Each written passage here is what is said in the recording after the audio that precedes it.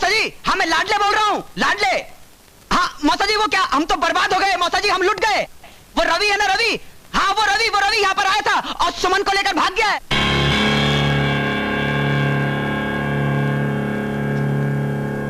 अश्विनी, अश्विनी, अश्विनी, अश्विनी, अश्विनी। राजेश्वर,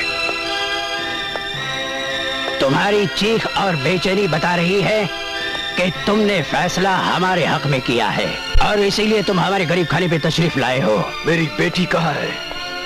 तुम्हारी बेटी? राजेश्वर, शादी से पहले बेटी घर पे होती है, ससुराल में नहीं। अपने घर को मेरी बेटी का ससुराल बनाने का तुम्हारा ये ख्वाब कभी पूरा नहीं होगा अश्विनी।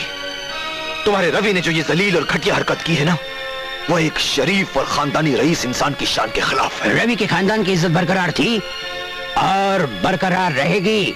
रहा तुम्हारी बेटी का, सो रवि उसे घर पहुंचा देगा। और देखो राजेश्वर, जब दोबारा कभी आओ तो शादी का पैगाम लेकर आना। वो नौबत नहीं आएगी।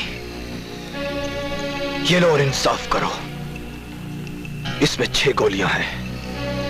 मैं अपने जुर्म गिनवाता हूं और तुम हर जुर्म पर एक गोली चलाओ।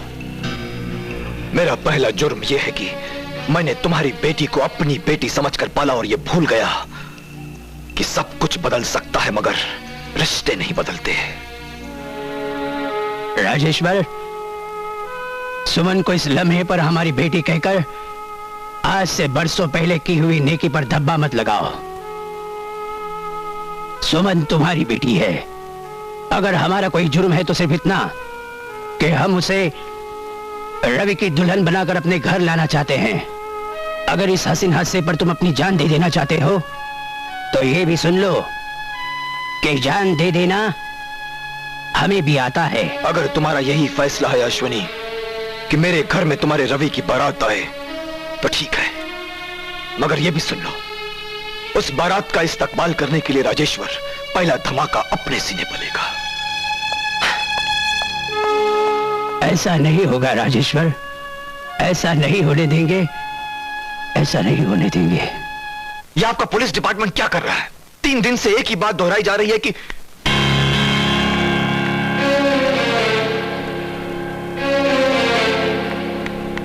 सुमन, कहां गई थी तुम रवि के साथ? मैं पूछता हूं, कहां गई थी तुम रवि के साथ? जवाब दो मेरी बात का। आपकी बात का मेरे पास एक ही जवाब है कि आप मुझसे प्यार नहीं करते। प्यार के नाम पर धोखा देते रहे हैं मुझे।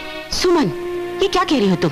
मैं ठीक ही कह रही हूँ आपा जान, वरना ये मुझे धोखे से अंकल के पास नहीं भेजते। हाँ, मैंने तुम्हें धोखे से इस शहर से दूर भेजा, वो सिर्फ इसलिए कि तुम अभी नादान हो। दुनिया नहीं देखी तुमने अभी, इसलिए तुम ये नहीं समझ पा रही हो कि रवि के प्यार में कितना स्वार्थ है। स्वार्थ तो उसके प्यार में नहीं, स्वार्थ आप में है डैडी। न जाने आपके दिल में उसके लिए इतनी नफरत क्यों है।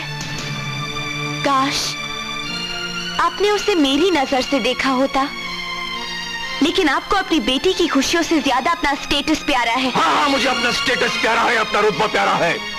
मैं जिस लड़के से तुम्हारा मुकद्दर जोड़ूंगा उसे मैं तुम्हारी नहीं अपनी नजरों से देखूंगा और परखूंगा। और फिर आज तुम उस अश्विनी कुमार की वकालत कर रही हो जिसके पार्टी में आने से तुम्हारा दम घुटता था। वो मेरी भूल थी जो उसकी मोहब्बत को न पहचान सकी। ये अचानक तुम इतनी समझदार कैसी हो गई हो?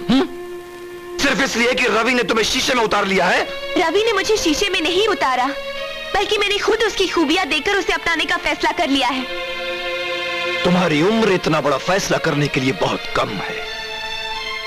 और ये मत भूलो कि सोसाइटी में तुम्हारे बाप का एक नाम है, एक मुकाम है, और सोसाइटी में तुम मेरे नाम से पहचानी जाती हो।